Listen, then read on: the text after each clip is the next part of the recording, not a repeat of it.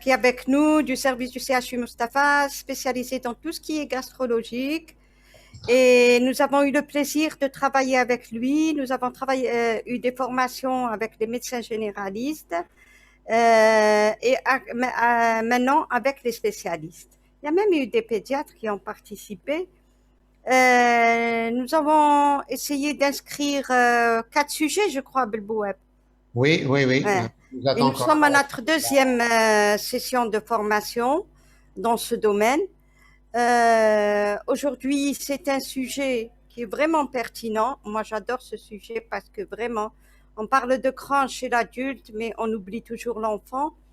Et sans trop tarder, j'aimerais tout ce que je vous demande. Vous êtes pédiatre, vous avez fait des cours, vous avez fait une spécialité. Tout ce que je vous demande, c'est d'être très interactif. Vous avez des activités dans votre consultation. Vous avez dû rencontrer des jeunes enfants atteints de cette pathologie. Vous avez de l'expérience. Il y a un partage d'expérience qu'on cherche. Le professeur Bouet, je suis sûre, même lui, il aimerait bien vous écouter et savoir comment ça se passe chez vous.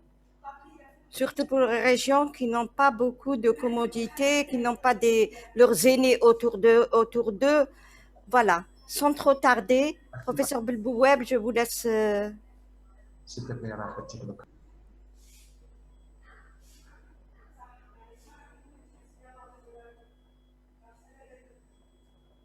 On va commencer. C'est un topo qui va se faire en deux parties. Donc, on va parler un petit peu du diagnostic de la maladie de Crohn et puis on parlera de la prise en charge. Donc, dans la première partie, on parlera du diagnostic, mais de l'intérêt de faire le diagnostic précocement pour que la prise en charge soit justement adaptée. Et c'est ça le dilemme. C'est-à-dire, c'est l'idéal pour nous, c'est pas de faire le diagnostic de maladie de Crohn parce qu'on le fera un jour ou un autre. Parce que là, c'est une maladie qui est grave, qui est évolutive. De par les complications, on saura à la fin que c'est une maladie de Crohn. Mais tout le but, c'est de faire le diagnostic un peu précocement, car la prise en charge, justement, elle est plus facile quand le diagnostic a été fait précocement avant l'apparition des complications. Alors, donc, pourquoi parle-t-on de la maladie de Crohn? Pour plusieurs raisons. Alors, première raison, c'est qu'on en voit de plus en plus. On en voit dans les services de pédiatrie, dans les consultations spécialisées et dans toutes les études, et notamment au niveau de l'Occident. Par exemple, ça, c'est une étude française au niveau du centre de recueil des données épidémiologiques du nord de l'ouest de la France, où ils ont surveillé les incidences de maladie de Crohn chez l'enfant. Et donc, ils ont un registre EpiMAD, fait les enfants et les adultes, et on voit bien que dans ce graphe, qu'entre le début de l'enregistrement en 1988-1990, ils étaient à peu près sur la courbe des bleus, vous voyez ici, on était à près à 2,1 malades pour 100 000 habitants. Et en 2011, ça c'est ce que j'ai sur cette plaque, il y a un doublement, c'est vraiment dédoublé. L'incidence a pratiquement doublé sur une dizaine d'années. C'est pour dire que la maladie de Crohn, on la voit de plus en plus. Et nous, on voit ça en consultation. On a vraiment beaucoup de malades qui sont actuellement diagnostiqués, comme nos collègues qui font la diabète, ils ont plus de diabète, les malades, les patients, les collègues qui font de l'auto-immunité, donc l'allergie, etc. Ce sont des pathologies qui actuellement, sur les dernières décennies, sont en train de flamber. Et donc, la première raison pour laquelle on doit parler de la maladie de Crohn et qu'on doit la connaître, c'est une maladie pour laquelle on sera confronté de plus en plus à avoir ces malades. Deuxième raison pourquoi doit-on s'intéresser à la maladie de Crohn, c'est que la maladie de Crohn est une maladie destructive. C'est une maladie invalidante. Et c'est une maladie de toute la vie. D'accord? Donc, il faut voir avec cet esprit-là. C'est pas une poussée, on met un traitement et puis une corticothérapie et on règle le problème. Non, la maladie de Crohn, elle est là, elle sera toujours là. Et tout le but, c'est de faire un diagnostic précoce et un contrôle rapide de la maladie de façon permanente. Et on voit bien sur ce schéma-là les complications qu'on peut avoir avec cette maladie, que ce soit les lésions anopérinéales, que ce soit les lésions dermatologiques, que ce soit les sténoses, que ce soit les dénutritions avec l'intérêt de la nutrition entérale et parentérale, que ce soit la chirurgie, que ce soit les lésions graves à l'endoscopie, le recours à la chirurgie. Donc, on voit bien que c'est une maladie qui n'est pas une maladie simple, du moins pour certains malades, mais une maladie assez complexe et qu'il faut savoir prendre en charge. Troisième raison pourquoi il faut s'intéresser à cette pathologie, c'est que cette maladie-là, chez l'enfant, elle est plus grave que chez l'adulte. D'accord? Il y a une spécificité de par l'âge sur le terrain sur lequel elle se projette. Donc, par cas, l'enfant, ici commence sa maladie à 5 ans, à 6 ans, à 7 ans. Cette maladie, elle est là, elle commence déjà à être destructive à 5, 6 ans. Comment elle sera à 20 ans, à 40 ans, à 60 ans? Cet enfant aura sûrement une chirurgie, aura sûrement des complications. Donc, le fait qu'elle commence à l'âge pédiatrique est un élément déjà de gravité. Des études ont tracé l'histoire naturelle de cette maladie. Je vous montre une parmi d'autres. Et c'est une étude française où ils ont pris la cohorte pédiatrique et ils ont essayé de les voir comment ils ont évolué dans le temps. Ils ont pris l'étude a dit 404 enfants qui ont une maladie de Crohn à début pédiatrique. Ils les ont classés comme on a l'habitude de faire une classification de Montréal, c'est-à-dire en des B1 parce que la maladie elle est inflammatoire, purement inflammatoire. B2, c'est quand l'enfant a une sténose iliale ou colique. Et B3, quand il a une fistule, kiff iliale ou la colique ou ça. Et on voit au début de la maladie, il y a beaucoup de malades, bien sûr, qui ont une composante inflammatoire, c'est-à-dire ils ont une maladie de Crohn inflammatoire, une iléite, une iliocolite, etc. Certains ont une atteinte sténosante et plus rarement, certains ont dès le début de la maladie une fistule. Et quand on voit avec le temps, on voit bien que plus on avance dans le temps, plus le taux de malades qui ont une pathologie inflammatoire va diminuer avec le temps et c'est les complications qui prennent le relais. Et donc, on a plus de malades qui ont des sténoses, plus de malades qui ont des fistules, moins de malades qui ont d'inflammation. Donc, on voit bien que dans cette étude, par exemple, après 5 ans d'évolution, 60% des malades qui avaient une maladie de Crohn ont évolué, inflammatoires, ont évolué soit vers la sténose, soit vers la fistule avec le temps. Donc, l'histoire naturelle de la maladie de Crohn chez l'enfant, elle va obligatoirement vers les complications. D'accord? Soit vers la sténose, soit vers la fistule. Deuxième chose, toujours dans la même maladie, dans la même évolution, toujours dans la même étude, mais celle-là, ils ont pris 281 enfants qui ont une maladie de Crohn. Ils ont essayé de regarder la localisation. L1, c'est quand on a une atteinte iliale, L2, quand on a une atteinte colique, et L3, quand on en a ilia et colique. Et on voit avec le temps qu'à 5 ans d'évolution, le pourcentage des enfants qui avaient plus de 3 segments atteints, c'est-à-dire si on prend rectum, sigmoïde, etc., et on fait une segmentation de la tête, elle passe de 27 à 40%.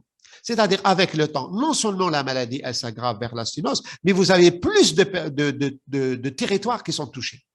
Donc, la maladie, elle est grave vers les complications, mais elle est extensive avec le temps chez l'enfant. Troisième chose, du moment qu'elle est extensive et du moment qu'elle va vers les complications, vous allez avoir un recours à la chirurgie qui est de plus en plus fréquent. 394 maladies de Crohn pédiatrique, le risque cumulé de la chirurgie, il est à 1 an de 7%, à 3 ans de 20%, et à 5 ans de 34%. C'est à 34%. Ça veut dire qu'un tiers des malades que vous voyez en pédiatrie, au bout de 5 ans d'évolution, il y a au moins un tiers qui vont être opérés.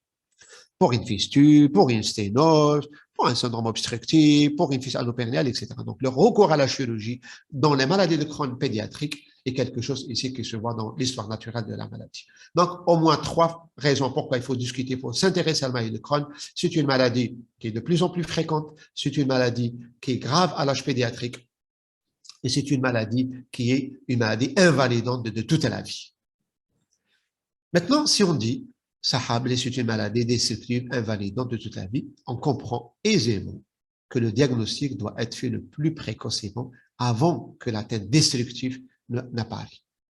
Alors, au lieu de vous dire à peu près quels sont les signes cliniques ou la haja, je me suis dit, de préférence, je vous parle d'une cohorte qu'on suit à Mustapha, mais ça fait un bon moment, pour vous montrer un petit peu comment se présente sur le plan clinique. Donc, c'est une observation, c'est à peu près 36 malades, il y a à peu près 5 ou 6 ans, où on voit un petit peu comment ça se manifeste cliniquement, biologiquement, à l'imagerie, à l'endoscopie, on discute entre nous et on fait quelques messages.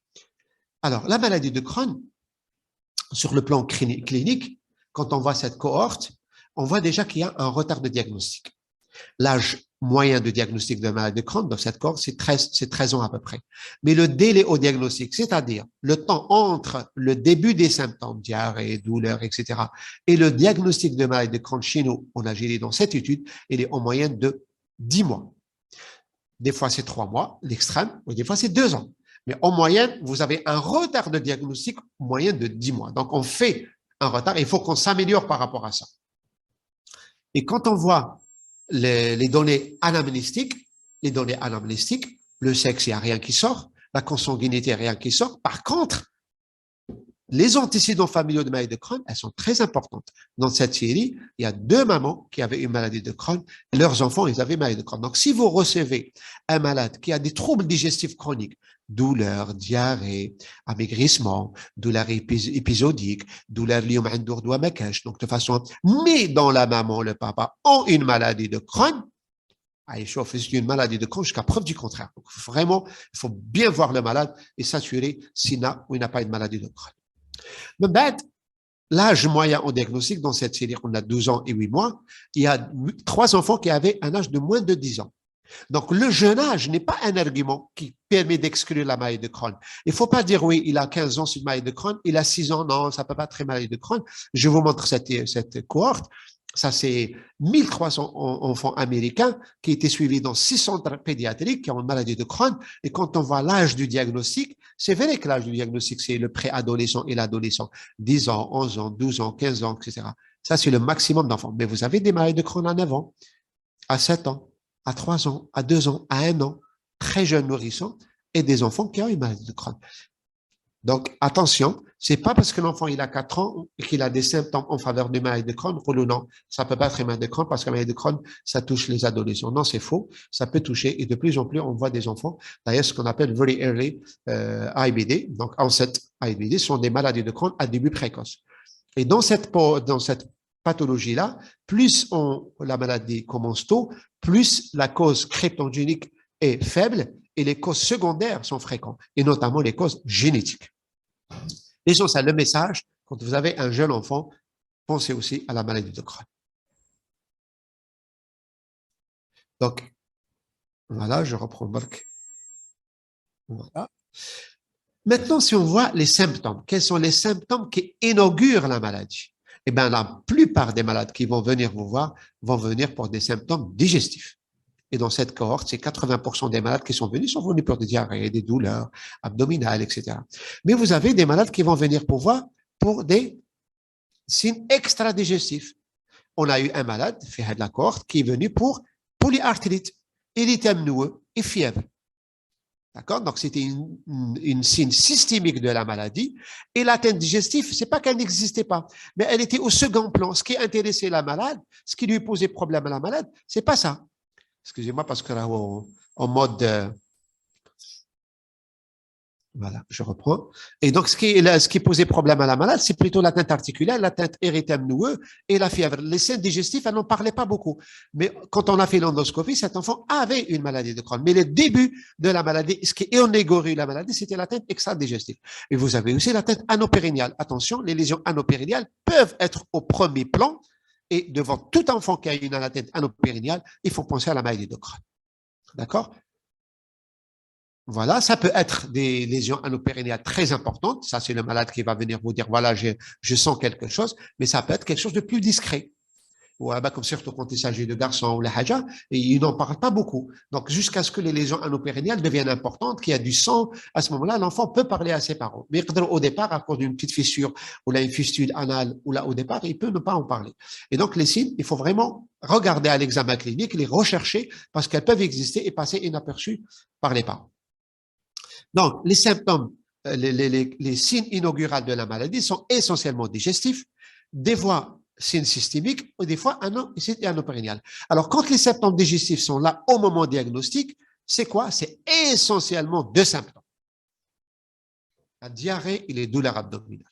Et la diarrhée, il ne faut pas dire la diarrhée maladie de Crohn, c'est une maladie avec une diarrhée glérossanglante. Non, pas toujours.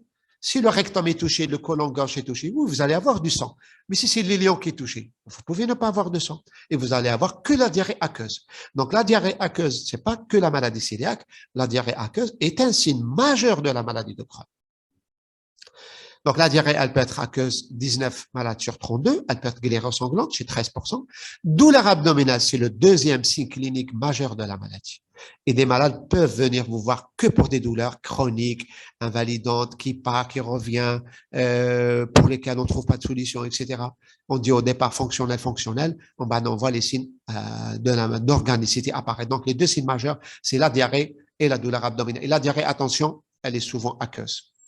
Maintenant, les autres symptômes qu'on peut voir, c'est l'amaigrissement, bien sûr. C'est un signe aussi majeur de la maladie de Crohn, la fièvre, de façon moins importante, les lésions anopérinéales, donc soit des fissures, soit des fistules, soit des abcès. Et comme on a dit tout à l'heure, les manifestations extra-digestives, arthralgie, arthrite, érythème noueux, aphthose buccale, etc. Le développement saturopondéral au moment des diagnostics est très important dans la maladie de Crohn. Vous pouvez avoir des hypotrophies, vous pouvez avoir un retard saturopondéral, vous pouvez avoir un poids et une taille normale. Mais si vous regardez la vitesse de croissance, si vous mettez l'enfant sur la courbe, combien de centimètres chaque année il prend, l'année, ça fait 3 ans, il a pris 4 cm. En bas, il a pris 3 cm. En bas, il a pris 2 cm.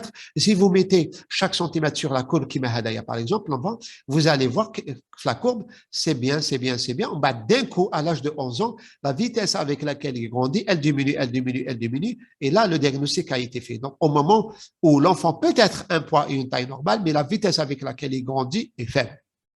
Dans cette cohorte, on a dit qu'il y avait 13%, un tiers des malades qui avaient une hypotrophie, donc ils avaient un poids inférieur à moins de déviation standard, et 2 patients qui avaient un retard satural. Donc, ce n'est pas tout le temps que vous trouvez un retard saturopondéral. Par contre, si vous regardez la vitesse de croissance, et si par hasard l'enfant il a eu des mesures de poids et la taille, vous pouvez trouver un retard satural. Alors, attention, la cohorte AD par exemple, pour vous dire, les diagnostics différentiels, 2 enfants parmi les 36 enfants qui avaient une maladie de Crohn étaient suivis pour maladie cœliaque. C'est-à-dire que le diagnostic était un faux diagnostic. L'enfant, il avait de la diarrhée, il avait un amaigrissement, il avait peut-être une anémie. Après, peut-être qu'il avait une fausse sérologie positive. Peut-être que la diagnostic de la NAPAT n'était pas très parlante. Mais cet enfant, ces 2 enfants étaient venus pour diarrhée persistante alors qu'il était sur régime sanguin. Donc vraiment, il faut faire très attention. Et puis, vous avez 2 enfants qui avaient une appendicectomie. Parce que l'enfant, ils sont venus aux urgences, ils avaient un syndrome appendiculaire, ils ont été opérés, mais ça, opératoire, et en appât, c'était pas un appendice habituel, que les chirurgiens connaissent, mais il y avait une atteinte de la dernière anse iliale avec par contiguïté une inflammation de l'appendice. Donc, c'est un mode d'entrée dans la maladie pour douleur de la fosse iliaque droite. On pense pendant la garde, parce qu'on n'a pas le choix, on pense que c'est une maladie, que c'est une appendicite, on opère le malade, et en fait, quand on voit en opératoire, on trouve que c'est... Et si on avait pendant la garde une imagerie plus fine, un scan ou la haja, peut-être qu'on aurait dû voir à ce moment-là que c'est pas que l'appendice qui est malade, mais toute la région est malade. Donc, attention, si vous recevez un malade qui vous dit qu'il a été opéré pour un appendicite, ça fait 1 mois, ça fait 2 mois, et que depuis qu'il a été opéré, il n'en est pas guéri, qu'il a toujours des douleurs, il a une hypotrophie, qu'il a toujours de la diarrhée, pensez à la maladie de Crohn. Très bien, donc on a vu les symptômes digestifs, qui sont la diarrhée aqueuse et les douleurs abdominales, qui sont les signes majeurs. Ça peut être des signes extra-articulaires, qui sont les atteintes systémiques, mais aussi l'atteinte anopérinéale, c'est vraiment les signes majeurs de la maladie. Maintenant, quand on pense à une maladie de Crohn, on a accès généralement à la biologie, donc on cherche. Peut-être qu'on a un syndrome inflammatoire, une hyperleucocytose, une CRP élevée, une VS accélérée, un taux de fibrinogène élevé, une anémie plus ou moins inflammatoire importante, une thrombocytose, une hypoalbuminémie, donc une entéropathie exudative liée à la tête intestinale. Donc ça, et généralement, ça se trouve dans la maladie de Crohn. Est-ce qu'on les voit tous les jours, tout le temps, chez tous les malades? Non. Le dosage de la calprotectine fécale est aussi un élément très, très intéressant pour le dépistage de la maladie de Crohn. Il faut savoir que c'est une protéine qui est synthétisée par les PNN et les monocytes qu'on trouve dans les selles, qu'on mesure dans les selles. Elle n'est pas spécifique à la maladie de Crohn puisqu'on peut le trouver dans des infections, dans les maladies infectieuses du tube digestif. Elle témoigne de l'inflammation et elle a une valeur prédictive positive pour la maladie de Crohn de 90%. Donc vraiment, c'est très intéressant. Elle a une sensibilité meilleure que la CRP, meilleure que le CDAI, c'est-à-dire l'évaluation clinique. Elle est intéressante pour le diagnostic, mais elle est intéressante aussi pour le suivi. Si vous avez 2000 milligrammes par gramme de sel de calprotectine, on se normalise au cours de la rémission et vous suivez votre enfant, la calprotectine, elle peut augmenter avant l'apparition des symptômes de la poussée. Donc, c'est intéressant, c'est la rémission. Mais le grand problème, c'est quoi la calprotectine? Le problème, c'est qu'on n'a pas accès à l'hôpital à la calprotectine. Donc, elle est à la charge des parents. Et le plus souvent, elle est envoyée à l'étranger. Donc, vous avez pour 8 000, 9 000 dinars quand elle est faite par les moyens, on va dire, adéquats. Parce que des fois, elle est faite par des moyens qui ne sont pas adéquats et vous avez des chiffres, peut-être des prix qui ne sont pas très, très importants. Mais la vraie compréhension que vous avez faite, vous savez, pour 5 000, 6 000 dinars. Et donc, c'est quand même un frein pour nous. Et le deuxième élément biologique, c'est la sérologie. Comme vous savez, le fait de trouver des PNK négatifs et des ASK positifs, c'est un argument supplémentaire pour la maladie de Crohn avec une valeur prédictive positive de 96%. Donc, si vous avez le couple PNK négatif, ASK positif, vous avez à 96% de possibilité avec ceux d'avoir une maladie de Crohn. Mais bien sûr, c'est pas tout le temps comme ça. Dans la vraie vie, voilà. Si on prend les malades à 36, on va regarder où on a dans le cas. Le taux d'hémoglobine, il est bas, donc 90%. Ça veut dire que vous avez 10% des malades de Crohn qui viennent vous voir, ils ont un taux d'hémoglobine normal. La CRP, elle est positive chez 76%. Vous avez 25% de maladies de Crohn qui ont une CRP négative. Donc, CRP négative, ça ne veut pas dire que ce n'est pas une maladie de Crohn. Et vous avez 27% des malades qui ont une entéropathie oxydative. Et donc, à peu près les 3/4 des malades que vous allez voir ont un taux d'albumine normal. Donc, l'anémie est un élément, la CRP est un élément, l'hypoalbumine est un élément, mais ce n'est pas constant. Et donc, absence, un message, l'absence d'un syndrome inflammatoire franc n'exclut pas le diagnostic de la maladie de Crohn. Alors, une fois qu'on a fait l'anamnèse, qu'on a fait l'examen clinique, qu'on a fait le bilan biologique, c'est-à-dire la CRP, la VS, le syndrome inflammatoire, l'anémie, l'hypoalbinémie, et éventuellement la sérologie, parce qu'on arrive à la faire à l'Institut Pasteur, on arrive à la faire dans certains hôpitaux, etc., ou si vous voulez aussi au privé. Et si vous pouvez faire la calprotectine, c'est bien, mais si vous n'arrivez pas à le faire, c'est pas très, très grave. Une fois qu'on a fait l'anamnèse, l'examen clinique, le syndrome biologique, on va maintenant sur l'imagerie. Et l'imagerie, on commence toujours par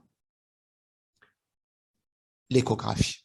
Car l'échographie actuellement, avec les machines que les radiologues ont actuellement, avec la finesse avec laquelle ils peuvent mesurer la paroi de l'intestin, ils peuvent et sont en mesure de vous dire, segment par segment, rectum, colonne transverse, colonne droit, colonne gauche, l'ilion, ils vous donnent la mesure de la paroi intestinale.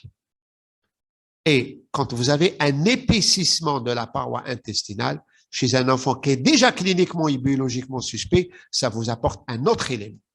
C'est pour ça que l'échographie est devenue actuellement un examen de dépistage. Parce que les enfants qui ont des douleurs abdominales récurrentes, quand ils ont une petite anémie, quand on voit que ce n'est pas vraiment très fonctionnel, qu'on a peur, etc., l'échographie vous permet de répondre à la question, y a-t-il un épaississement ou pas? Et donc, c'est un examen non invasif, il est opérateur dépendant, bien sûr, il faut que l'échographiste sache faire son examen. C'est un outil de dépistage, ça vous montre l'épaississement, ça mesure la graisse mésentérique, la dédifférenciation des couches, etc. Le Doppler vasculaire sont des arguments pour dire que l'épaississement, il est de nature inflammatoire. Colon plus de 3 mm, le Graal plus de 2,5 mm. C'est très intéressant pour l'ilion et normalement pour l'ilion. Même le choline, mais l'ilion, c'est vraiment terminal. Le radiologue est très, très à l'aise pour vous dire. Maintenant, l'échographie, bien sûr, peut être normale ou elle peut vous montrer qu'on a l'épaississement et vous êtes obligé d'aller à ce moment-là sur un examen radiologique plus intéressant comme l'entéroscan ou, si vous pouvez, encore mieux, l'entéro-IRM qui pourra vous donner une architecture très détaillée de la tête intestinale en matière d'épaississement, en matière de graisse mésentérique, en matière de fistule, en matière de sténose, en matière de dilatation. Donc, l'antéro-ILM, elle est vraiment très, très intéressante. Sinon, il y a la marque de touche. Vous êtes en endroit où vous avez le scanner, ben, vous faites l'antéro-scanner et peut vous apporter aussi beaucoup, beaucoup d'arguments. Dans la vraie vie, qui chauffe les malades tawana, eh bien, 90% de ces malades avaient des anomalies à l'échographie. Et souvent, c'était un épaississement ilial. D'autres, c'était épuisement colique, etc. Mais ça veut dire quoi? Ça veut dire qu'à l'échographie, vous pouvez pas faire le dépistage des 100% mais si une échographie normale, c'est pas une maladie d'écran. 10% des malades ont une échographie normale. Donc, si vous avez des arguments, allez plus loin. Vous avez un enfant qui a une symptôme digestif chronique, qui perd du poids, qui a une CRP positif, l'échographie est normale. Allez-y plus loin, faites l'antéroscan, faites l'antéro-IRM, d'accord? Donc, l'antéroscan, 92% des cas. Et donc, l'examen de dépistage qui marque. Une fois que vous avez fait clinique, biologie, que vous avez des arguments radiologiques, parce qu'on vous parle d'un épaississement, à ce moment-là, vous allez finir votre exploration par l'examen endoscopique. Et l'examen endoscopique, on fait toujours le haut et le bas, car la maladie de Crohn est de la bouche à l'anus. Et on peut trouver des arguments histologiques, par exemple, au niveau du tractus haut et ne pas le trouver dans le tractus bas. Donc, on commence par l'iliocolonoscopie, qui est l'examen le plus important parce que dans l'enfant, il a la diarrhée, il a des glaires, peut-être il a du sang aussi. L'examen, l'idéal, c'est de faire cet examen tant que vous pouvez sous anesthésie générale. C'est plus intéressant parce que pour aller cathétériser l'ilion, ça prend beaucoup de temps et vous insufflez, l'enfant, il peut pas, il a mal, il va pleurer, etc., etc. Et à ce moment-là, il vaut mieux faire, si vous pouvez, sous anesthésie générale, si vous pouvez, on fait à vif. Le plus complet possible. Si vous ne voyez pas l'ilion, cet examen, il est incomplet. L'enfant, il n'a pas une atteinte colique. Il a Crohn ilial. Et si vous n'arrivez pas à l'ilion, vous ne pouvez pas dire si c'est une maladie de Crohn ou d'Alala. Il faut faire des biopsies multiples. À chaque segment, deux biopsies.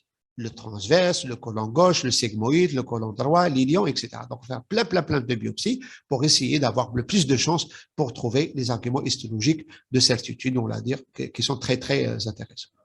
Ben, donc, complet toujours, on fait un examen endoscopique haut, même si l'enfant n'a pas de symptômes digestifs hauts, et on recherche, on peut trouver des ulcérations, on peut trouver pas mal de choses. On peut trouver le granulome à l'histologie, puisqu'il est détecté dans 2% à 21% selon les séries pédiatriques. Dans la cohorte HADI, vous avez par exemple l'aspect endoscopique, quand on fait l'examen endoscopique, on peut trouver des lésions faibles qui marquent d'ailleurs des lésions aftoïdes. C'est très typique de la maladie de Crohn. On peut trouver des lésions plus étendues. C'est des lésions superficielles, elles sont étendues. Vous pouvez trouver des lésions profondes, un puits. On voit bien la muqueuse, comment elle est dessinée, parce que c'est une ulcération profonde. C'est un élément de mauvais pronostic. Vous pouvez avoir des signes de chronicité, même avec des nodules, des pseudonodules. Parce que la maladie, elle est tellement évoluée depuis longtemps, que vous avez des nodules qui sont de régénération, avec une déformation de la muqueuse intestinale. Donc, aphthose, plutôt des lésions aftoïdes, c'est bien. Lésions aftoïdes généralisées, c'est bien. Et les lésions creusantes, c'est pas bien. Des lésions kimahagda, c'est pas bien du tout. Et donc, l'atteinte, la cohorte HADI, 60%, ils ont des lésions aftoïdes. Les lésions superficielles, 10 malades. 26 malades ont des lésions creusantes, etc. Vraiment, des malades terminales, ils sont vus tardivement avec des lésions très importantes. Et souvent, c'est une atteinte iliocolique. Qui m'a la cohorte HADI, qui a 11 malades ont une atteinte exclusivement iliale, 9 ont une atteinte exclusivement colique et 16 malades ont une atteinte de l'ilion et du côlon. Quand on fait une endoscopie, il faut toujours demander, comme c'est quand une atteinte iliocolique droite. Quand l'ilion malade ou le côlon droit malade, et le reste de l'intestin n'est pas malade, il est possible que cet enfant ait une tuberculose intestinale. Avec une CRP positive, une douleur abdominale, amaigrissement, fièvre nocturne, CRP positive, ce sont des arguments pour la maladie de Crohn. Mais c'est une tuberculose aussi. Ils ont ce syndrome inflammatoire, ils ont un amaigrissement, etc. Donc, quand on a une lésion endoscopique, ne permettent pas de faire la différence. Donc, c'est pour ça que quand on a une atteinte, quand on va faire une atteinte intestinale, faut toujours dire, l'endoscopie, pardon, faut toujours dire à l'endoscopiste de vous faire des cultures, BK, des prélèvements, et dire dans le sérum salé. Et dire dans le sérum salé, باش تقدروا déposer la bactério, la microbio, باش يديروا la culture de la tuberculose. En même temps, qui me dire هو تاني des prélèvements, ou dire dans le formol. Parce qu'avec le formol, vous allez l'envoyer à l'anapathe. Vous allez chercher des signes anatomopathologiques évocateurs d'une maladie de Crohn ou d'une tuberculose. Mais la culture BK, vous pouvez ne la faire que dans du sérum salé. Le caniatil, comme dans le formal, vous ne pouvez plus faire la culture BK. Donc, qui la lettre pour l'endoscopie, voilà, chers confrères, je pense que cet enfant a une maladie de Crohn. Elle est de siège iliocolique droite.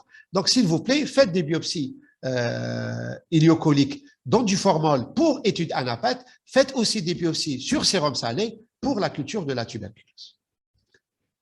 Endoscopie haute, dans cette maladie-là, on avait deux bons enfants. Un qui a des ulcérations au niveau de l'estomac, un qui avait carrément une sténose antropylorique faisant partie de sa maladie.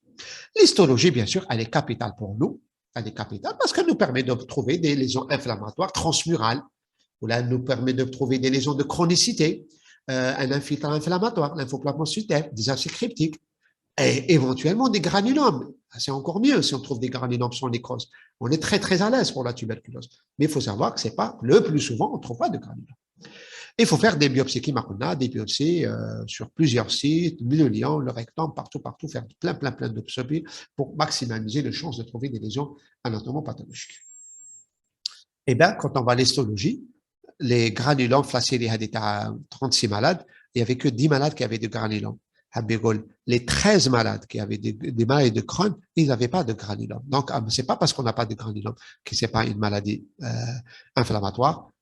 Crohn, on peut avoir de l'inflammation chronique, on peut l'inflammation transmurale, on peut trouver des ulcérations, on peut trouver des follicules lymphoïdes. Donc, ce sont des arguments aussi pour la maladie de Crohn. Granulome, vous pouvez ne pas le trouver dans l'héliocolon, vous pouvez le trouver dans l'estomac.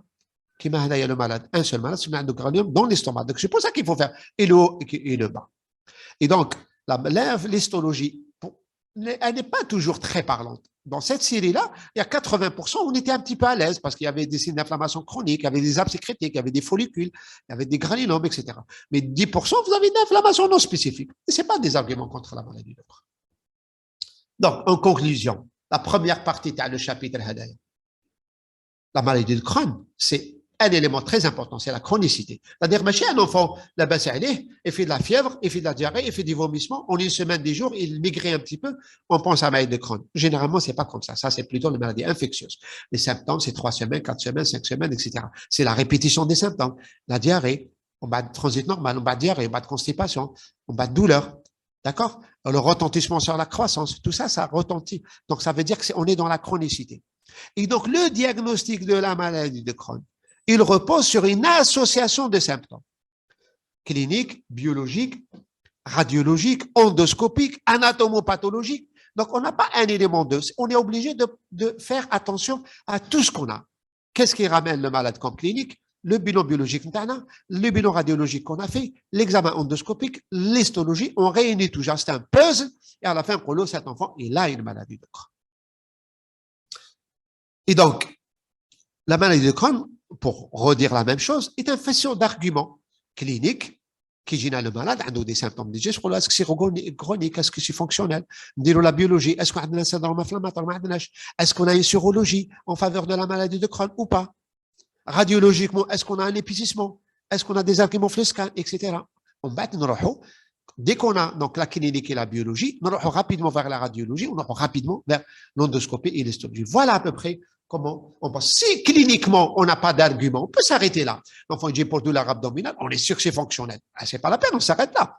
D'accord? Maintenant, si on pense que c'est organique, on va vers la biologie, si c'est inflammatoire ou la maladie inquiétante, on va vers la radiologie, etc. Donc, c'est comme ça que ça marche. Et donc, une fois, si vous pouvez faire la calprotectine, c'est toujours un argument de plus. Si vous pouvez, si les parents peuvent le se permettre, parce que maintenant, ça, souvent, la biologie, la sérologie, elle est au privé. Souvent, la radiologie, c'est sur le privé. C'est avec de l'argent. Ou l'enfant a une lésion anopérinéale. Vous êtes obligé de faire deux IRM. L'IRM pour l'antéro-IRM ou l'IRM pour le pelvis. Et donc, si vous faites tout ça avec l'argent, il n'y aura plus d'argent pour la calprotectine. Donc, moi, si je préfère, les parents, ils peuvent contribuer. Et je préfère qu'ils contribuent dans la sérologie, dans la radiologie, dans l'endoscopie, sous-âgé, que de faire la calprotectine à 8 000 dinars. Je préfère la laisser pour l'autre chose. Voilà, c'est comme ça qu'on fait. Et n'oubliez pas surtout d'exclure la tuberculose. Toute maladie de Crohn, le diagnostic d'Aha, ce n'est pas une maladie de Crohn, une IDR négative. L'IDR, elle est systématique chez les enfants qui sont suspects d'une tuberculose. Qui met l'histoire entre le calazar et la leucémie. devant tout cas hasard, il faut éliminer une leucémie. D'accord, ça c'est sûr. Devant toute maladie de Crohn, il faut éliminer une tuberculose parce que vous allez voir, mal de traitement d'un immunosuppresseur. On ne peut pas se permettre de traiter un enfant par immunosuppression quand on a une tuberculose. Donc, il faut vraiment l'IDR, éventuellement les quantifiants, etc. Très bien. Là, avant d'entamer le deuxième chapitre qui est la prise en charge, je vous présente juste un cas clinique pour vous illustrer des fois la difficulté dans le diagnostic de la maladie. Ce n'est pas toujours évident. L'histoire de Mehdi, il a 14 ans. Il vient nous voir pour douleur abdominale. Son grand-père est un pédiatre. Alors, il vient, il habite à Alger, il a des douleurs abdominales chroniques. Dans les antécédents familiaux, les parents ne sont pas sanguins, c'est le quatrième de fratrie de 4, il a 2 frères, il a une sœur, aucune maladie inflammatoire dans la famille, on retrouve le parent, le grand-père, il est médecin. Antécédents personnels, rien. C'est un enfant, il n'est pas d'antécédents pathologiques, scolarisé, il a très bon rendement, il est correctement vacciné, il fait de la natation, etc. Et en bête, l'histoire Tao, ça fait 3 mois. 3 mois, il commence de fêter bientôt l'été, c'est les vacances d'été, il a commencé à avoir des douleurs abdominales. Elles étaient diffuses, flanc droit, flanc gauche, l'ombilique, pas vraiment une horaire très, très variable. Des fois le matin, des fois l'après-midi, et pas pendant le sommeil. L'intensité, elle était variable. Il y a des moments où c'était intense, il y a des moments où c'était modéré. Et quand il prend les antispasmodiques, ça ne semble pas vraiment l'améliorer. D'accord? Ça ne prévient pas, ça ne l'améliore pas. Ou des fois, il est bien. Les signes associés, plutôt tendance à la constipation. Ce n'était pas vraiment très constipé, mais il avait des selles un peu plus dures que d'habitude. Il n'y avait pas de vomissement, il n'y avait pas de fièvre, il n'y avait pas de perte pondérale. Ce n'est que des douleurs, de sièges variables, d'horaires variables, d'insomnie variable. Donc, le Mahdi, il a été vu en ville par deux collègues. On a déjà la consultation indéna.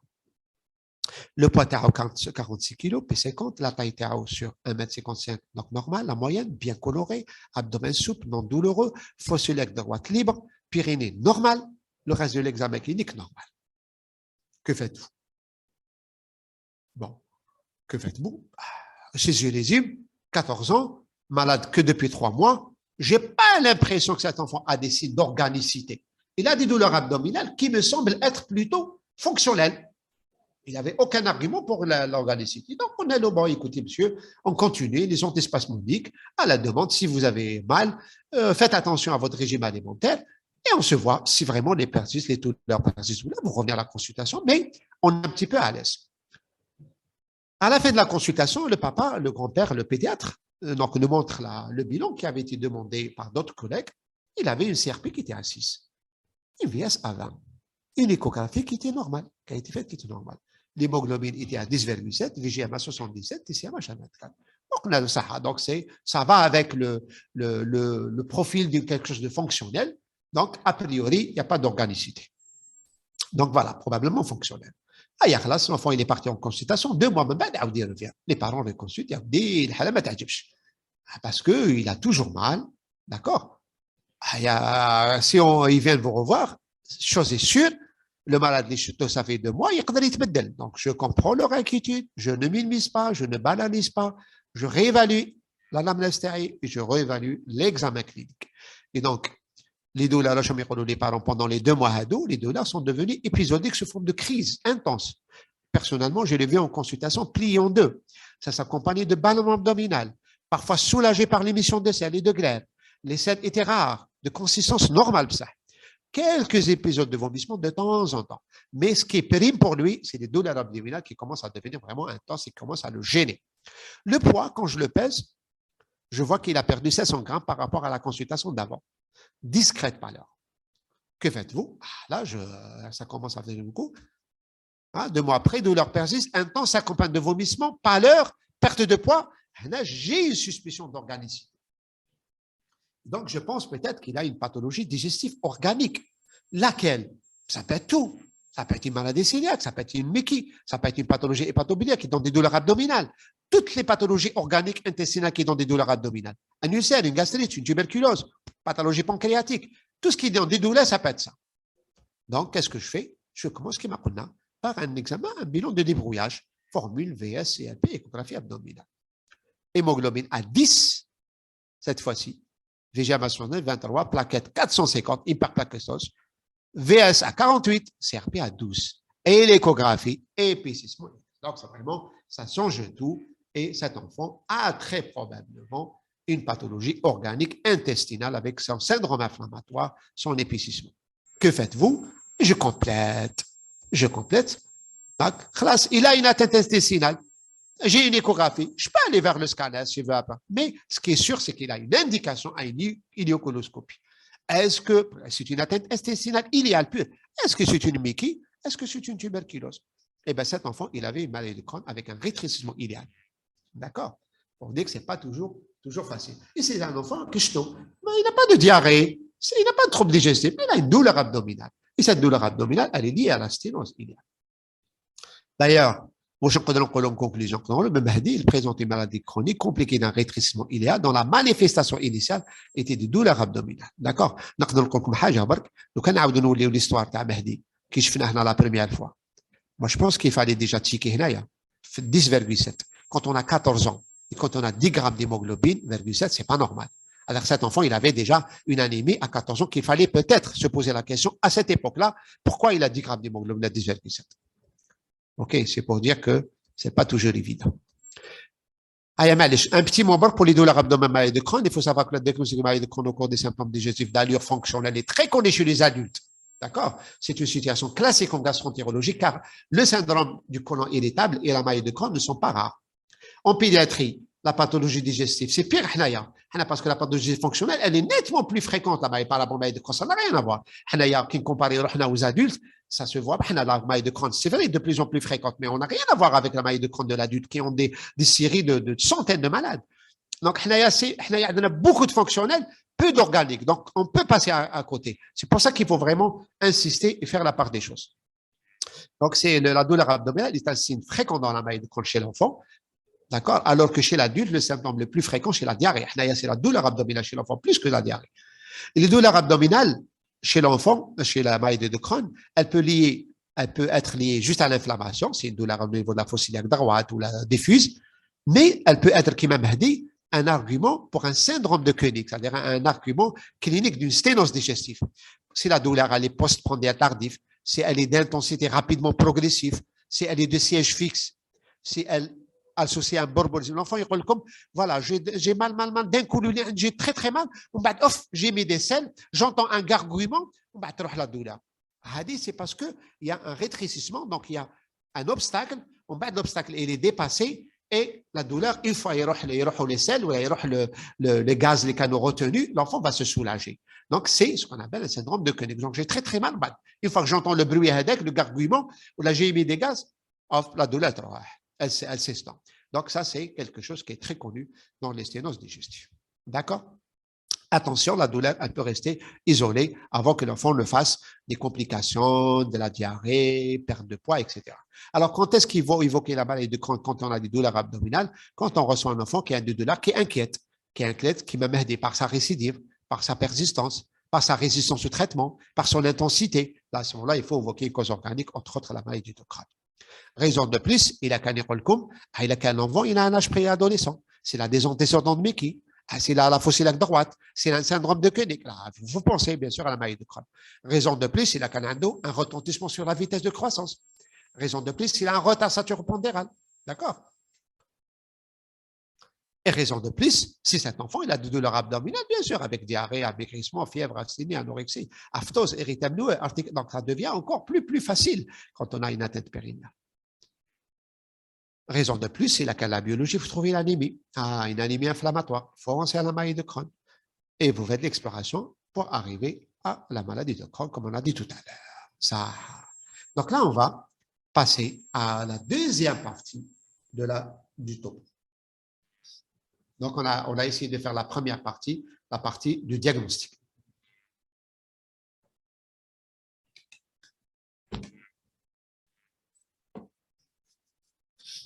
Et donc, maintenant, on va attaquer la deuxième partie, comment prendre en charge la maladie de Crohn. Donc, on a dit tout à l'heure, la maladie de Crohn est une maladie destructive, invalidante de toute la vie, et c'est pour ça que le diagnostic doit être fait précocement. Et bien là, puisque c'est toute la vie, puisqu'elle est destructive, non seulement il faut faire un diagnostic précoce, mais il faut faire une prise en charge adaptée.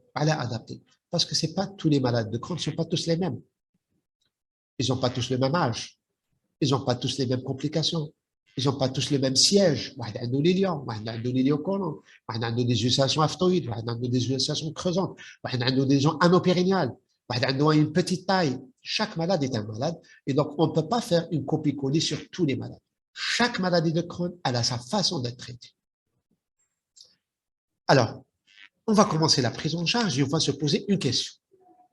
Est-ce que la prise en charge d'Anna peut, comment dirais-je, limiter l'évolution de la maladie vers l'aggravation? Est-ce que la prise en charge d'Anna peut modifier l'histoire naturelle de la maladie? On a l'histoire de la maladie, je fais chez les études françaises, mais là, elle va toujours vers l'aggravation. D'accord? Est-ce que le fait de le traiter bien, ça permet de changer? Eh bien, pour limiter l'aggravation, il faut plusieurs conditions. Premièrement, pour limiter l'évolution vers l'aggravation, il faut contrôler la maladie. Et la première règle, c'est de traiter tôt.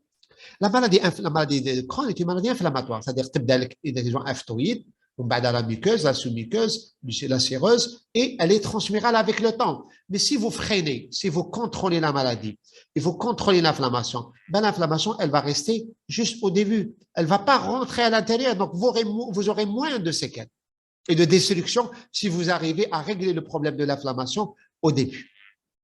Donc, la première règle, c'est de traiter tôt la maladie. Ça, on le connaît. On le connaît. Vous avez plusieurs.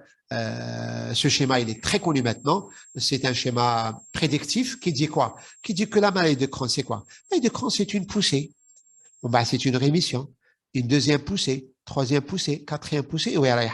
Plus les poussées, on les laisse traîner, plus vous allez avoir de complications. Sténose, fistule, des abcès, l'intervention, l'urosténose, etc. Donc, on a l'impression, plus les poussées évoluent, plus les complications apparaissent. Et si on se voit, au début de la maladie, le malade il a quelques symptômes.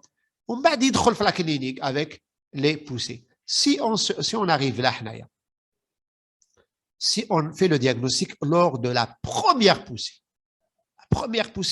on fait le diagnostic. Là, c'est mieux parce que vous évitez peut-être la répétition des poussées et peut-être vous arrivez à ce moment-là à diminuer les dégâts.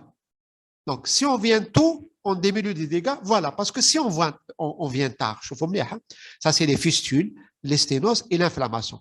B1, B2, B3. Si on vient ici, le malade, il a déjà eu de l'inflammation, il a déjà eu peut-être de la fistule, il a déjà eu des sténoses. On change la maladie, mais les dégâts sont déjà faits.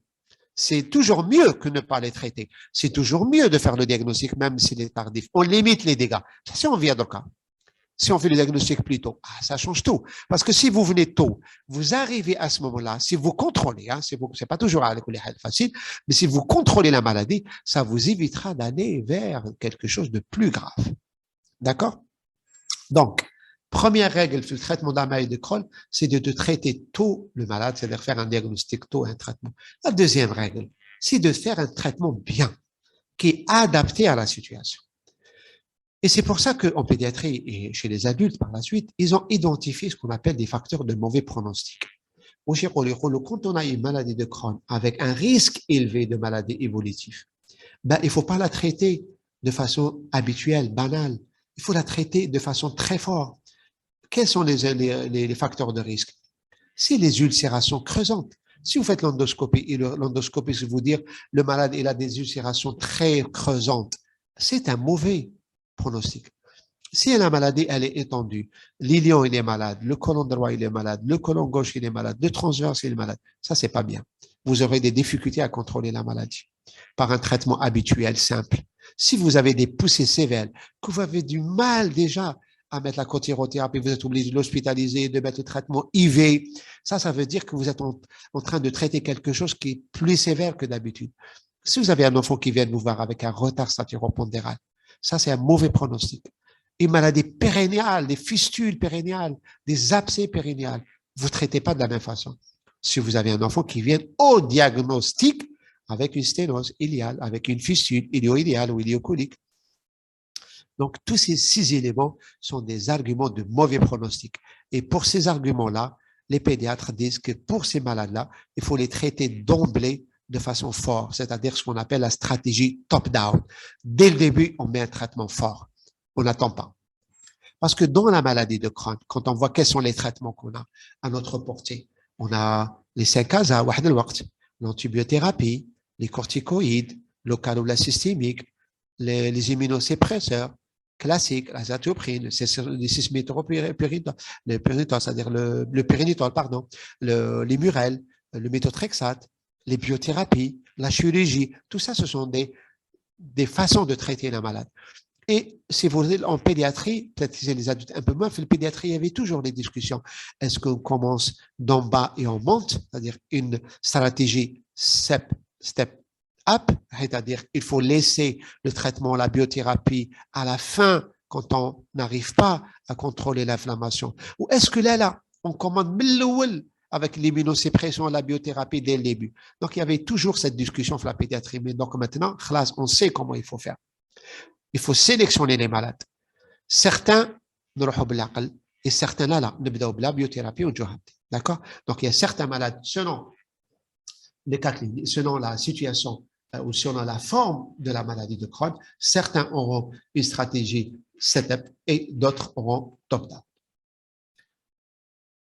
Et donc, vous pouvez lire les dernières recommandations de l'ESPGHAN et de l'ECHO qui montrent bien cette façon de faire, où actuellement, chez l'enfant, depuis 2020, la stratégie top-down, elle est adaptée en pédiatrie, elle est validée par contre en pédiatrie.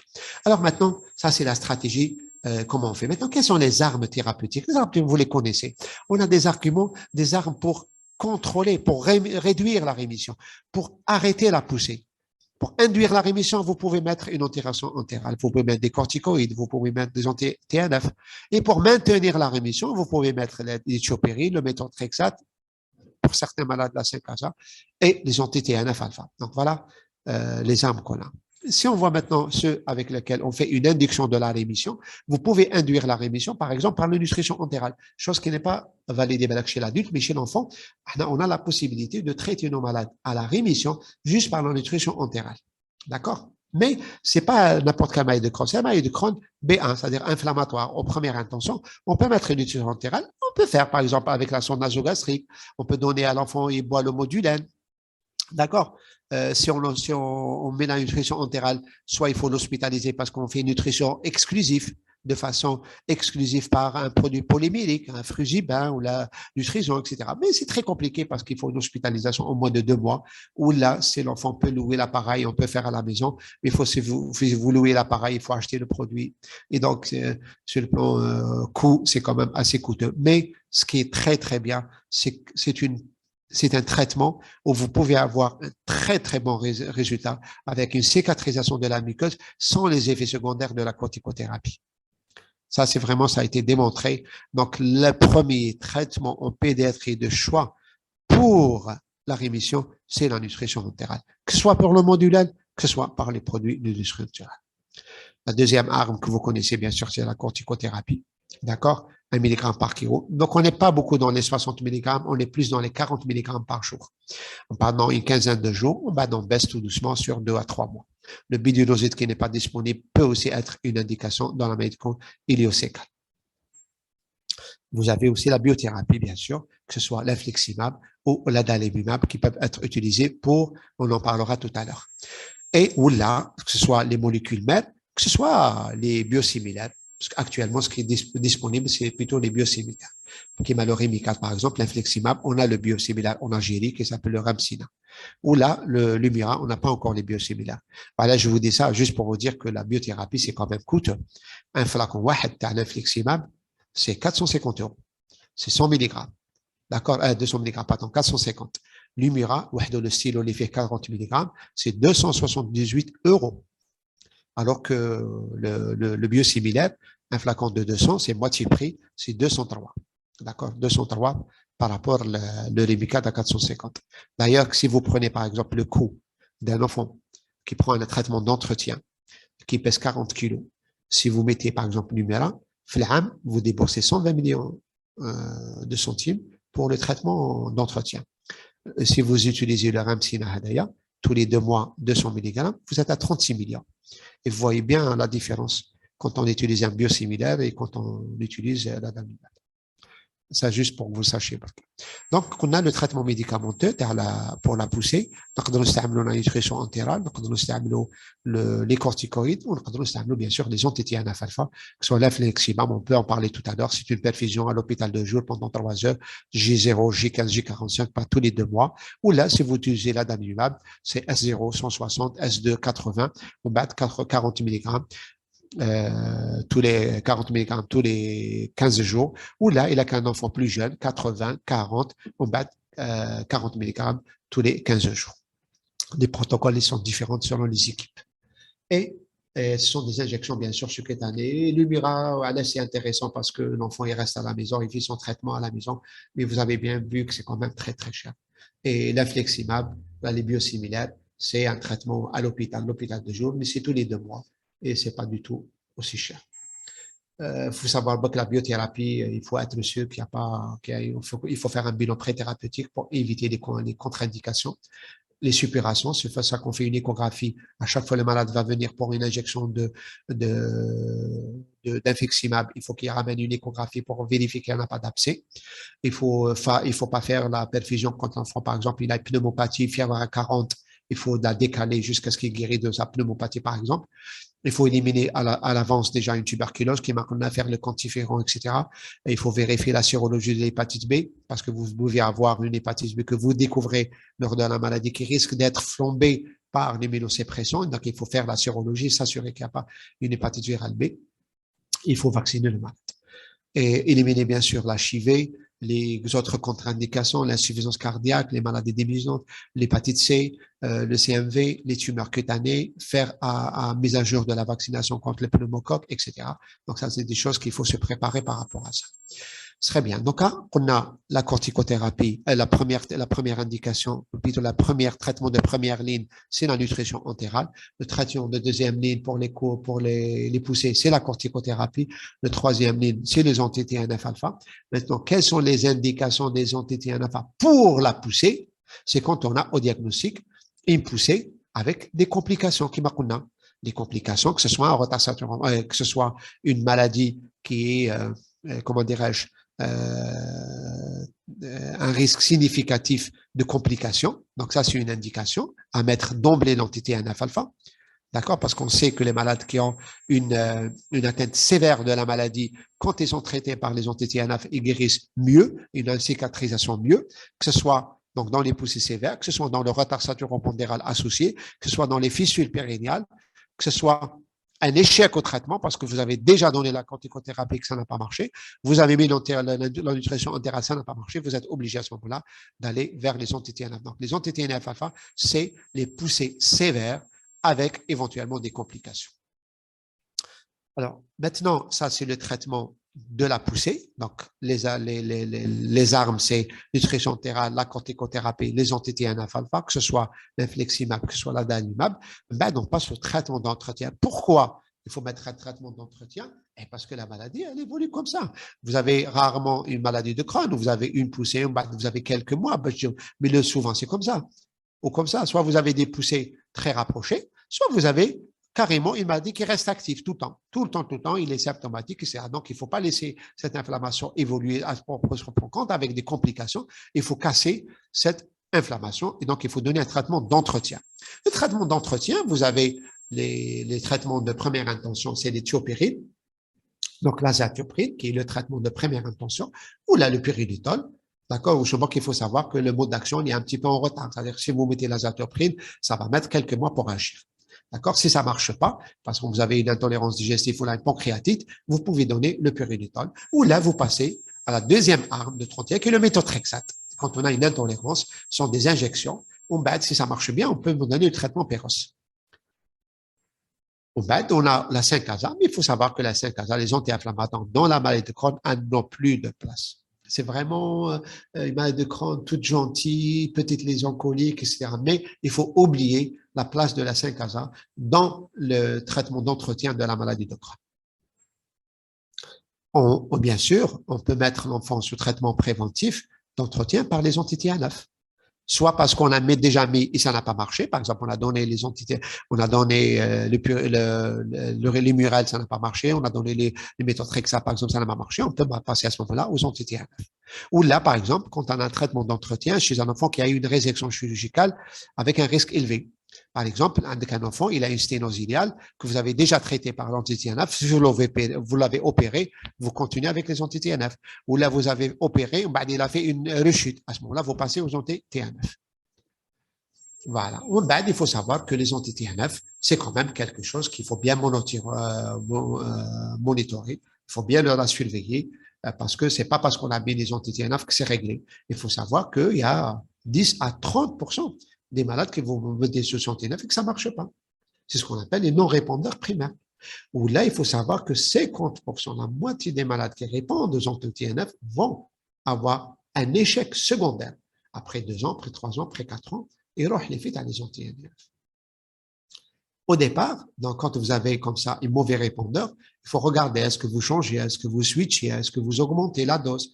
Pour ça, il faut savoir qu'il y a un monitoring qui doit être fait par la concentration résiduelle des anti-TNF ou là par la recherche des anticorps.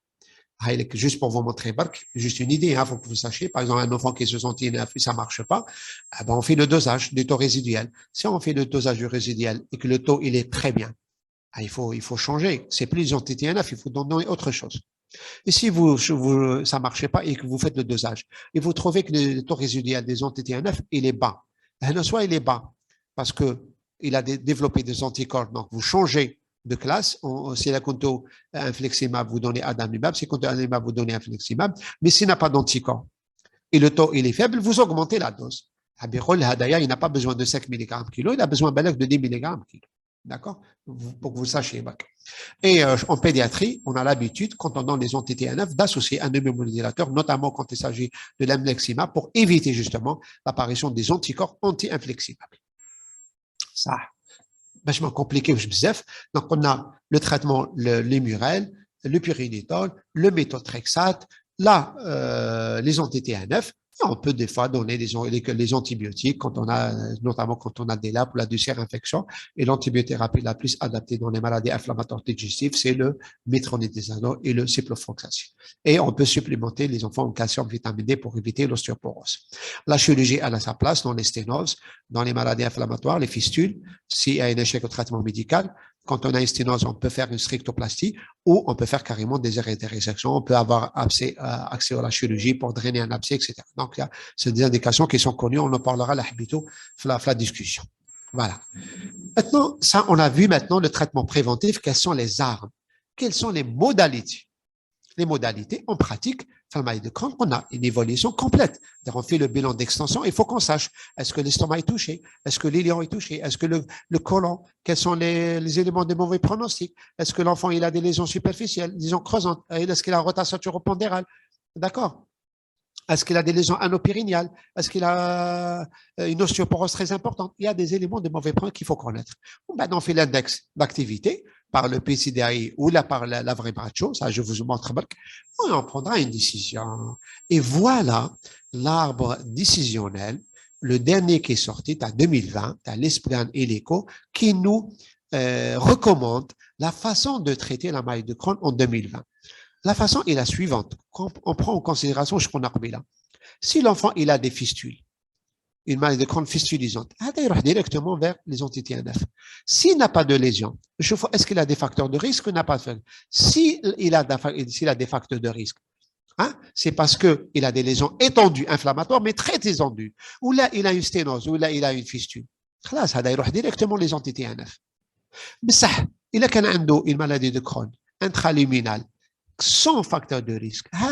On regarde, est-ce qu'il a un retard saturopondéral ou pas? S'il a une maladie qui paraît être gentille, mais avec une petite taille, le poids plus ou moins peut se rattraper, mais il a déjà une petite taille, il faut rapidement le traiter parce qu'on a l'enjeu de la croissance. On ne peut pas le laisser comme ça. Donc, d'emblée, on va vers la biothérapie. Vous comprenez? Donc, biothérapie, d'emblée, s'il y a fistule, d'emblée, s'il y a une sténose, d'emblée, s'il y a une fistule, d'emblée, s'il y a une complication sur la croissance.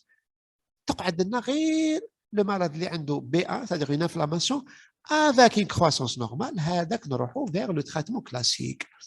soit vers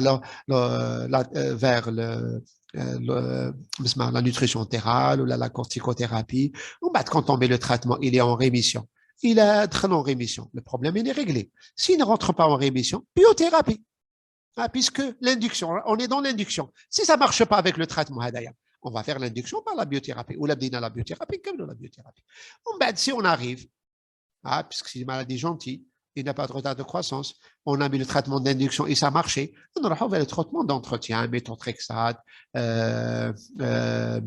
plutôt Humurel, méthotrexate, etc. Ici, au cours du traitement d'entretien, ça marche, il n'y a pas de souci, on continue. Mais si ça ne marche pas, on aura la biothérapie. Voilà grosso modo comment on prend en charge actuellement la maladie de Crohn. Très bien, donc si on se résume, est-ce qu'on peut limiter l'évolution vers l'aggravation? Oui, on peut la limiter si on traite tôt, si on diagnostique tôt et on traite tôt, si on traite bien, de façon adaptée.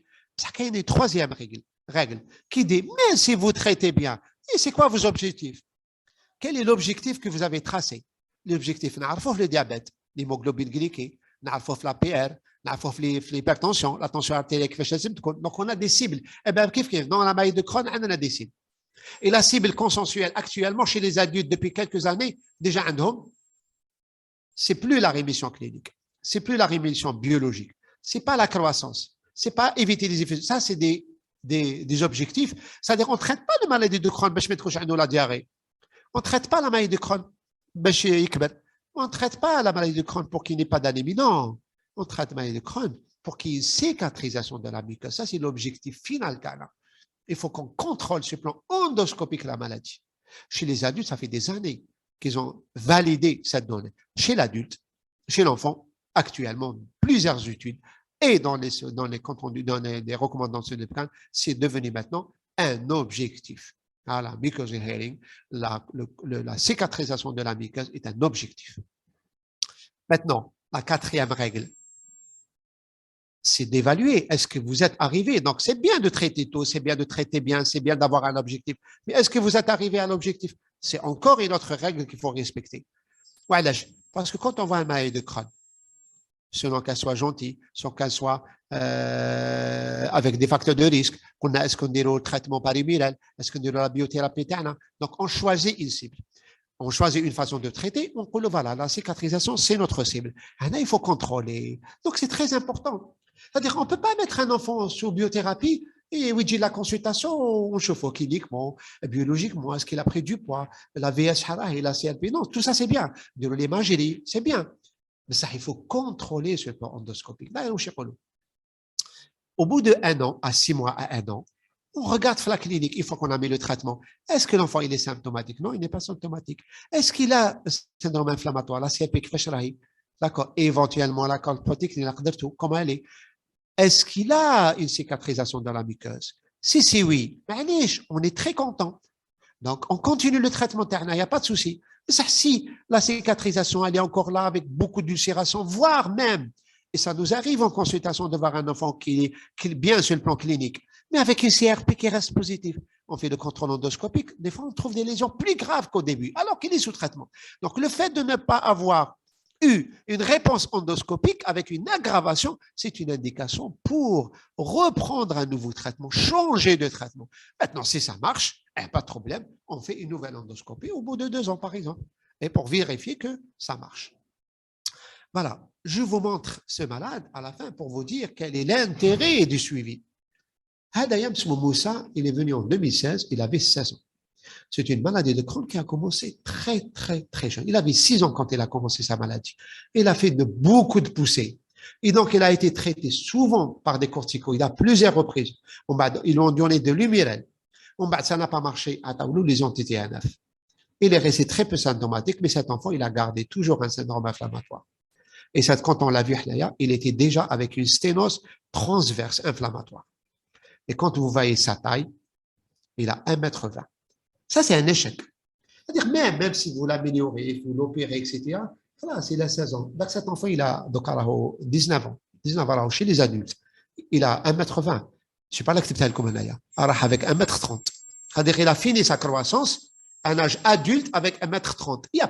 Je ne dirais pas qu'il y a pire d'échec que celui, mais c'est un échec flagrant. C'est-à-dire, si vous ne contrôlez pas la maladie, voilà ce qu'on peut avoir. On peut avoir une maladie de Crohn qui part chez les adultes avec 1,30 m. C'est pas bien. C'est vraiment pas bien du tout. C'est pour ça que la maladie de Crohn, il faut vraiment s'en occuper de façon bien dès le début pour essayer d'améliorer les enfants sur le plan clinique, biologique, radiologique, sur le plan croissance, sur le plan vie, sur le plan scolarité. En conclusion, donc, sur ce topo, ce que je voulais vous parler, c'était de faire un diagnostic précoce de la maladie de Crohn. D'accord? C'est pour ça qu'on a parlé de quelques messages sur le plan clinique, la diarrhée aqueuse, le syndrome inflammatoire qui peut être négatif, l'intérêt de l'examen clinique pour rechercher des lésions anopérinéales. La prise en charge, elle doit être adaptée. Une prise en charge de maladie de Crohn si on a fait une iléoscopie. C'est pas avec la coloscopie. Non, il faut faire l'iliocoloscopie pour être sûr qu'il va se les lésions, pour pouvoir donner un traitement adapté. Quand on a un traitement adapté, il faut contrôler. Il faut faire des contrôles cliniques, biologiques, endoscopiques pour vérifier est-ce qu'on continue ou pas. D'accord? En conclusion, donc la maladie de Crohn est certes une maladie relativement rare chez l'enfant, mais son incidence est en augmentation. Elle mérite d'être diagnostiquée le plus tôt avec une prise en charge précoce et adéquate, meilleure analyse des symptômes, recours à l'imagerie. La biothérapie, ils ont révolutionné la prise en charge de la maladie de Crohn. Et la maladie de Crohn, c'est pas seul pédiatre dans son coin, non, il faut être entouré de radiologues, d'anatomopathologistes, de biologistes, de chirurgiens, de gastroentérologues adultes. D'accord? Donc, tout ça pour pouvoir les prendre en charge correctement. Voilà, je vous remercie pour votre attention. Je m'excuse si on a pris beaucoup de temps et on va regarder maintenant les questions que vous avez.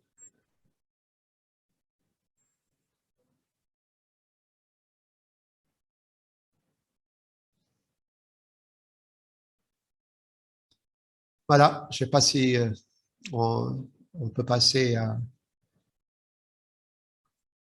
Moi, je vous entends pas.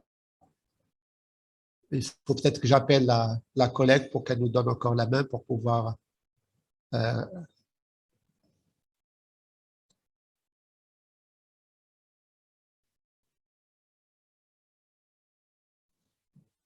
voulez voir où sont les discussions pour pouvoir répondre à vos questions. Est-ce que vous m'entendez? Je ne sais pas.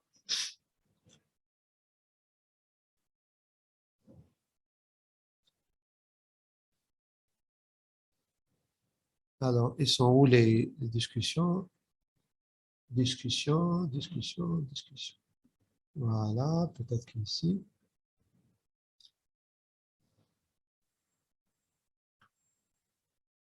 Moi, j'aimerais ouvrir la fenêtre des...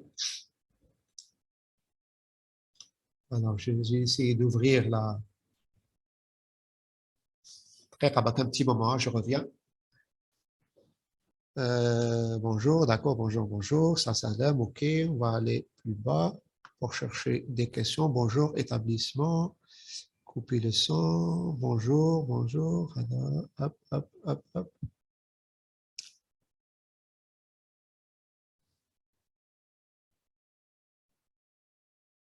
Alors, les questions. Merci, il n'y a pas de questions pour le moment. Voilà.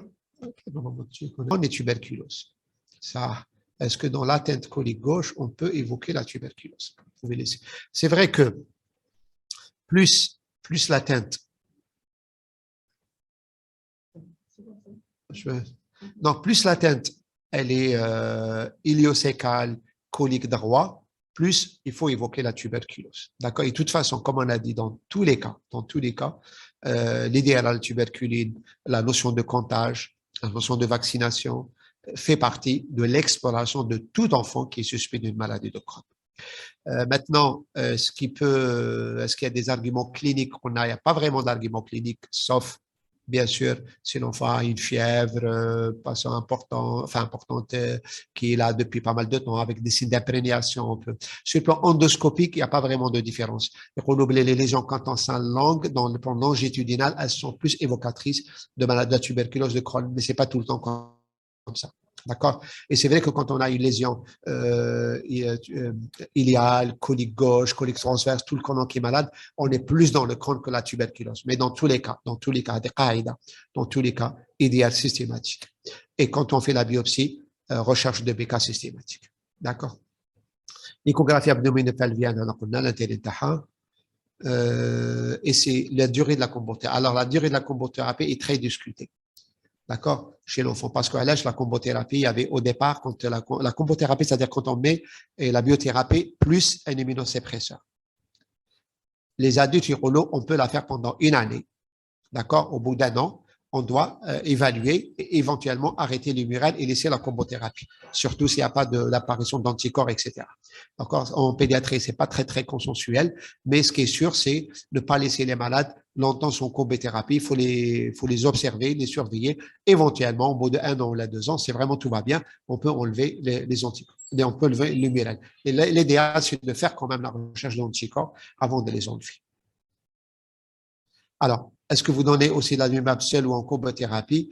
Dans la combothérapie, même dans l'adjuvant, dans la littérature, beaucoup de gens disent qu'avec l'adjuvant, on peut ne pas mettre parce que comme c'est un anticorps qui est humain, donc généralement, il y a très peu d'anticorps, même si on a bien sûr, on peut développer des anticorps en termes, mais le plus souvent, on a moins qu'avec l'incleximab. Donc, il y a des gens qui ne mettent pas, ils surveillent, ils regardent s'il y a des anticorps, ils mettent.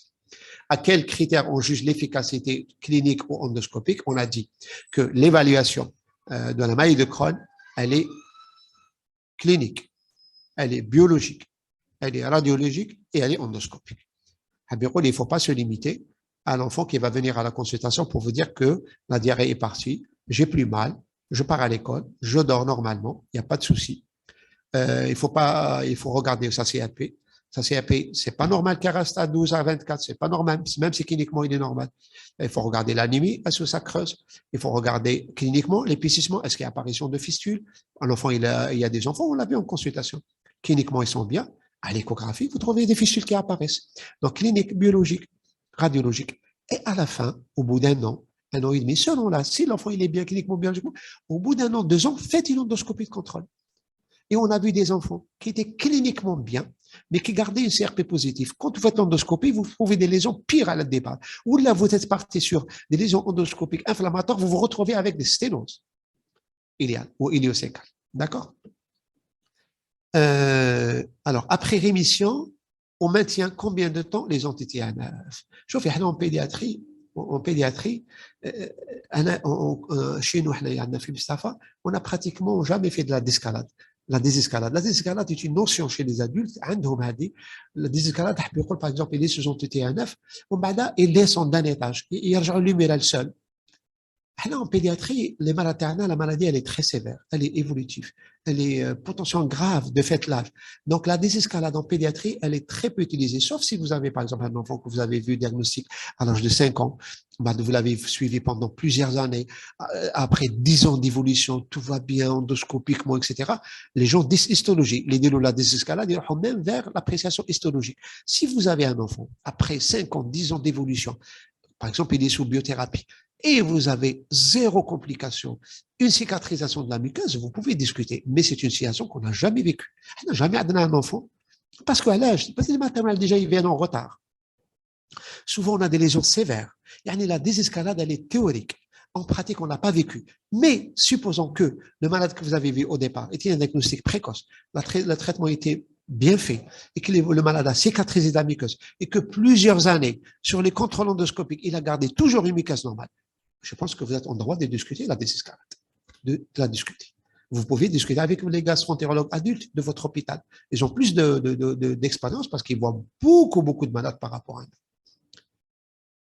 Alors, rémission, on a...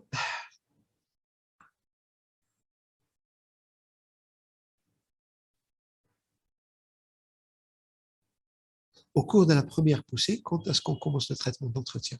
Au cours de la première poussée. Alors, quand elle est en train de pousser, dès la poussée, vous avez commencé la corticoïde. Il faut, on n'aime pas mettre, par exemple, par exemple, de Crohn, le service, diarrhée, vomissement, on a fait la biologie, on a fait la clinique, on a fait la radiologie, on a fait l'endoscopie, on a une maladie de Crohn.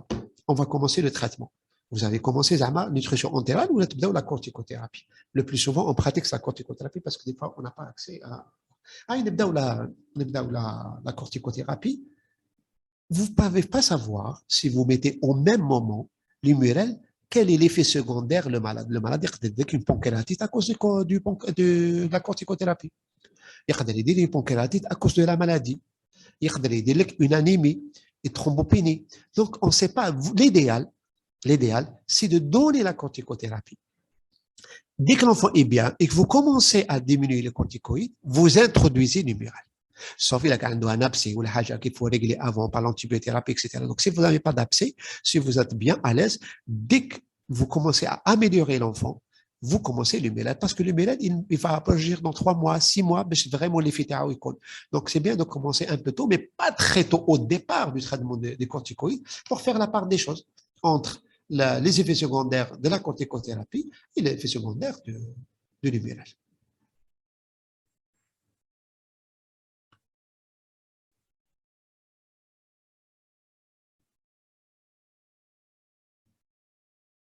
Ça, on l'a dit. La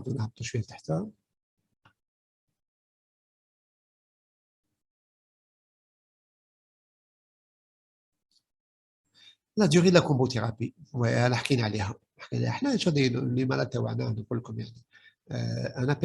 Personnellement, quand je les vois à 12 ans, à 13 ans, le temps de les manager, de les traiter, etc., quand ils partent chez les adultes à l'âge de 17 ans, 18 ans, généralement, je ne touche pas au traitement, je ne fais pas beaucoup d'escalade. Je me dis, je les amène chez les adultes, d'accord? Ils vont discuter l'arrêt de la combothérapie. Moi, j'aime pas beaucoup. Bon, en pratique, en théorie, la combothérapie, c'est 1 année, 1 année et demie, 2 ans. Après, chacun fait un œil. Généralement, je garde tel passage chez les adultes. Je discute avec les adultes avant de diminuer, de changer la combothérapie, c'est-à-dire arrêter l'infliximab ou la lumière. Parce que, sincèrement, il y a très peu de malades qui répondent avec une cicatrisation. Mais vraiment très peu. On a l'impression qu'on court sur ces malades-là, on finit par les opérer, ils finissent par faire des complications. On n'a pas une... Peut-être parce que nous, on voit les malades compliqués, mais si vous avez des malades qui ne sont pas très compliqués et vous mettez votre combothérapie et tout marche bien, pourquoi pas? Vous êtes en droit, au bout d'1 an à 2 ans, d'arrêter la combothérapie. Vous arrêtez la biothérapie, vous continuez vers l'humérel. C'est fait une poussée, ben vous reprenez la combothérapie. Je pense que c'est faisable, il n'y a pas de souci. Là, on est un peu déprimé, monsieur. Alors, est-ce que vous donnez l'humira seul ou en combothérapie? Allez, je vous ai dit. L'humira, en théorie, vous pouvez la donner seule. Vous pouvez la donner, ça n'a pas de souci. Si vous voulez la combothérapie, c'est pas faux aussi. Si un enfant a si j'ai un an, mais si vous mettez l'humira seul, vous prenez votre gage, vous faites les sérologies, vous faites les anticorps. Sur la dernière fois, 2 millions, la démo, il faut faire les anticorps. Et il faut faire de façon répétée. Donc, c'est-à-dire, si on choisit une stratégie, il faut se donner les moyens. Donc, si vous ne mettez pas de combothérapie, faites les anticorps et faites-le de façon séquentielle. Tous les 6 mois, ou là, il faut aller faire les anticorps et s'assurer que l'enfant n'a pas développé d'anticorps contre les murs. J'ai une fille de 12 ans avec un retard central moins de 3 années et douleur abdominale avec biopsie duodénale chronique. Je commence simplement par les corticoïdes. Ça dépend du diagnostic. J'ai une fille de 12 ans avec un retard pondéral, moins de 3 déviations, et des douleurs abdominales avec une biopsie duodénite chronique. Bon, si vous parlez de maladie de Crohn, si c'est un diagnostic de maladie de Crohn et qu'elle est repoussée, bien sûr, les corticoïdes. Maintenant, si c'est pas une maladie de Crohn, c'est pas parce qu'il y a une duodénite que c'est une maladie de Crohn. Est-ce qu'elle a une maladie cœliaque ou là, qu'est-ce qu'elle a? Donc, je pense qu'il faut faire le diagnostic. Il faut faire le diagnostic avant de la corticothérapie et à l'utiliser dans les maladies inflammatoires. Là, la question n'est pas très, très détaillée.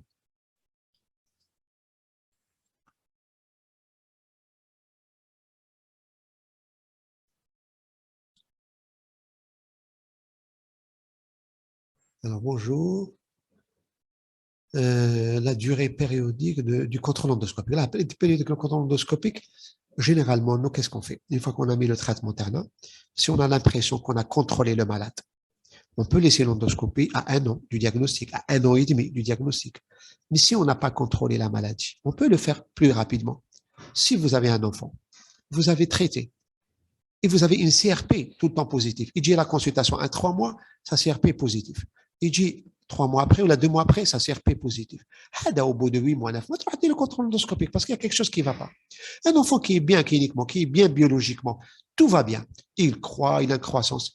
Je garde 1 an et demi, 2 ans, je fais l'endoscopie. Je peux le faire à 1 an à la coulière. Chacun de nous peut faire, mais on va dire, allez, au bout de 1 an, 2 ans, classe, il faut faire le contrôle endoscopique parce qu'il y a une possibilité qui est encore que l'enfant n'a pas encore cicatrisé, pour laquelle il faut optimiser.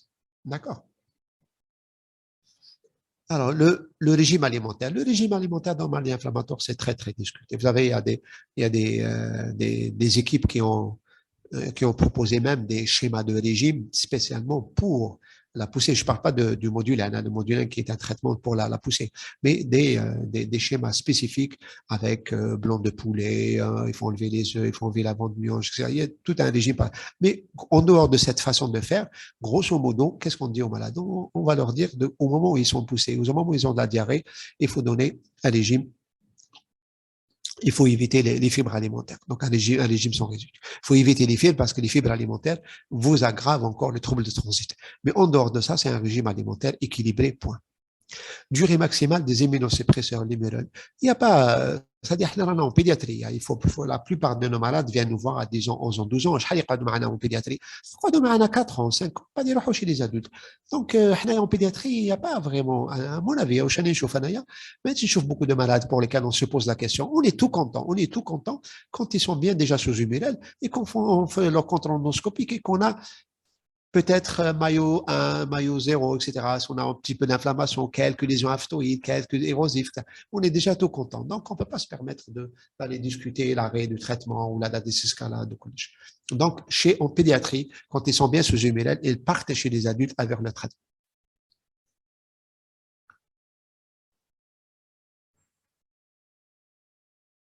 Merci, professeur. J'ai une malade suspecte de maladie de Crohn et pour laquelle l'endoscopie a des difficultés. Bien sûr, même nous, on a des difficultés.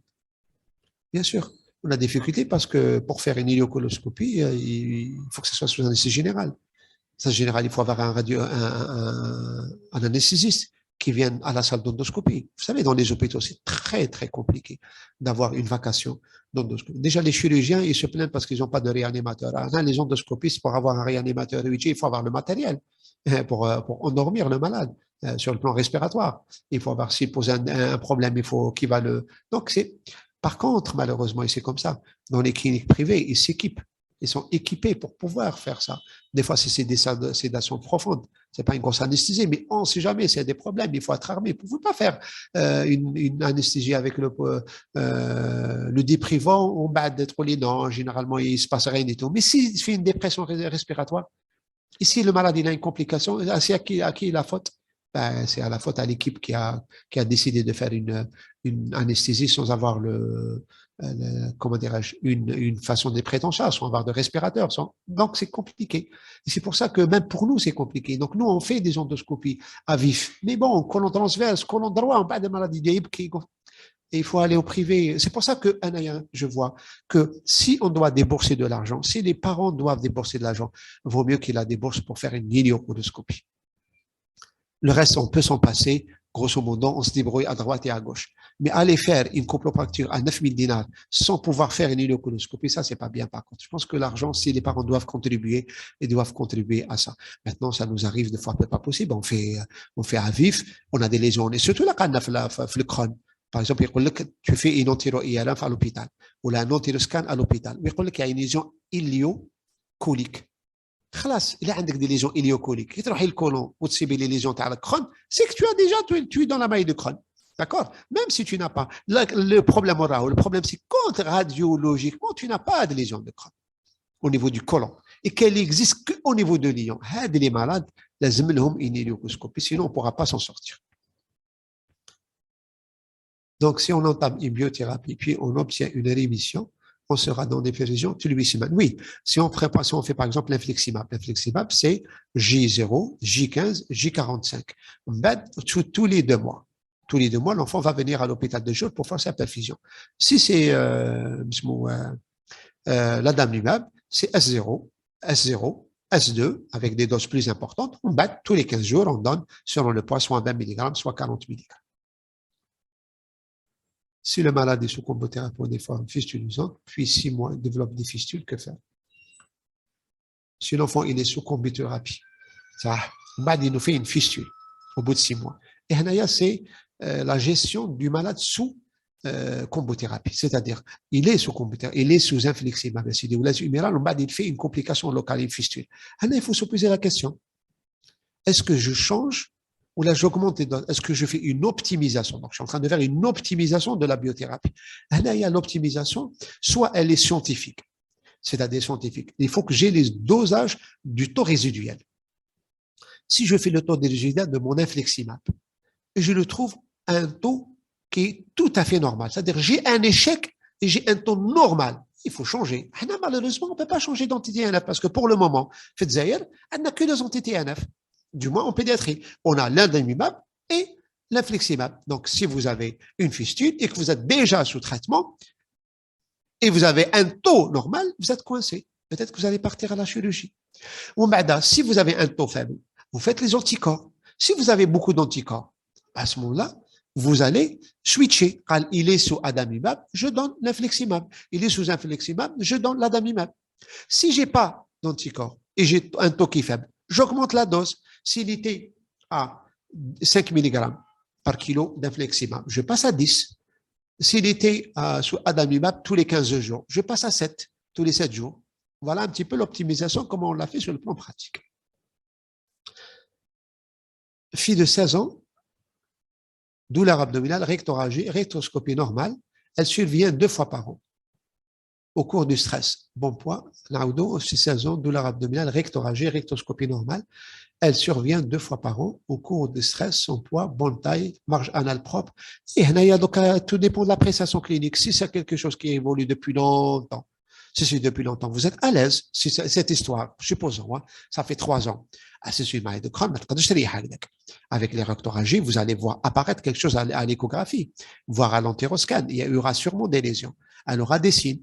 Le problème, c'est que les malades à 2 mois, 3 mois, d'accord? Les malades qui, où c'est la pathologie, elle est un peu chronique, subaiguë. Ça pose problème parce qu'il faut répondre à la question. Les malades qui ont des problèmes digestifs depuis 2 ans, 3 ans, 4 ans, ça va, on est plus à l'air. C'est une maladie inflammatoire. On fait la biologie, la flémagie, etc. Il y a une rectoscopie, peut-être que s'il a des rectorragies, peut-être qu'elle a un polype, c'est pas la recto, il faut faire une coloscopie pour aller vérifier. D'accord? À partir de quel âge on commence l'humérène? Non, il n'y a pas d'âge. Il n'y a pas d'âge à l'humérène, parce que même les enfants qui ont un début précoce de la maladie de Crohn, un début précoce à la maladie de Crohn, on peut commencer l'humérène même en étant très jeune. Alors, traitement, association, tuberculose au Crohn. Très rare que je vois un SMS.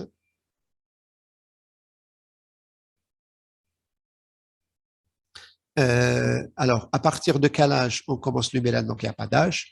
Traitement, c'est association tuberculose et Crohn. Bah, si vous êtes sûr que les deux existent, pourquoi pas, hein? Pourquoi pas? Bien sûr, hein, pour une maladie de Crohn, supposons que c'est une maladie de Crohn, on va imaginer un maladie de Crohn, il est sous humérène, il fait une tuberculose. Bien sûr qu'il faut traiter la tuberculose. On peut arrêter pendant 1 mois, 2 mois, 3 mois. On met le traitement de la tuberculose. On reprend le traitement par humérène. C'est une combothérapie. Il faut arrêter la combothérapie.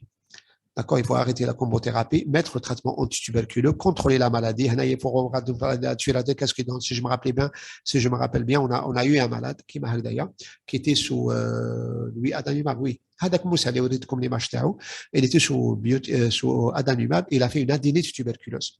Donc on a arrêté le traitement par l'adalimumab. Si je me rappelle bien, pendant on a vérifié la littérature, c'était 2 mois ou 3 mois de traitement.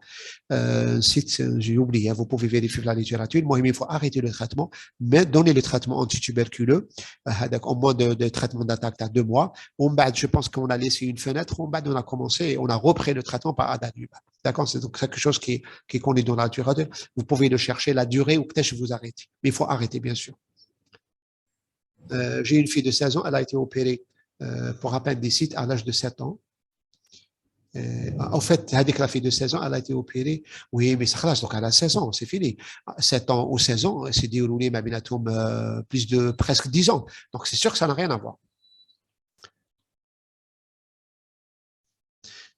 Quel est le rôle de l'hygiène alimentaire dans la réduction de la civilité? Non, il n'y a pas grand-chose. Malheureusement, la maladie, elle est inflammatoire. Pour la fille de 12 ans, en fait, diagnostic étiologique, tous les bilans, très chers collègues, je vais envoyer une SMS. Voilà, je vais rédiger pour lui dire, ma collègue, je suis en Zoom.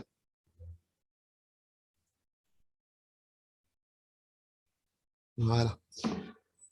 Je fais la biopsie. Alors, que sera à la collègue pour la fille de 12 ans, en fait, fait pour le diagnostic histologique sous les bilans revenus normal par la condition de la biopsie. On a éliminé d'autres diagnostics différentiels. Je fais la biopsie.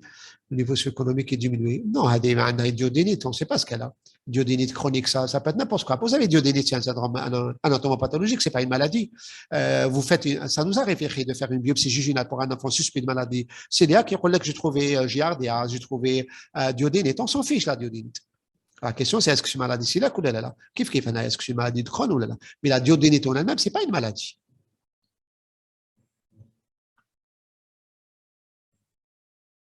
Alors, merci beaucoup. Moi, j'ai une malade de 12 ans qui présente des vomissements depuis la naissance avec un retard pondéral important. OK, vomissement de l'air important. La fibroscopie, on retrouve un rétrécissement duodénal serré. Elle a 12 ans et elle a un rétrécissement. Il faut faire l'imagerie pour savoir déjà quelle est la longueur, parce qu'à l'endoscopie, on ne pourra pas savoir la longueur. Un entéroscan pour savoir quelle est la longueur, parce que un rétrécissement duodénal, par exemple, tout simplement, à la suite d'une prise d'ANS, HP, ça peut être un ulcère, donc il y a cicatrisé, et vous allez voir un rétrécissement duodénal. Ça peut rien avoir avec la maladie de Crohn. Y a-t-il une indication corticoïde ou une association avec la corticoïde? Non, les corticoïdes, c'est pour la poussée. Si ça ne marche pas, vous arrêtez pour traitement de la poussée des corticoïdes et vous passez à la biothérapie pour casser la poussée. Si vous avez un enfant qui est sous combothérapie, un jour il fait une poussée, oui, vous pouvez. Vous pouvez juguler la poussée par une prise de corticoïdes. Ça peut arriver, bien sûr. Ce n'est pas une contre-indication. Voilà, je pense qu'on a fait le tour des questions qui ont été posées pour le moment. Je ne sais pas, Madame Gauguin, qu'est-ce qu'on fait?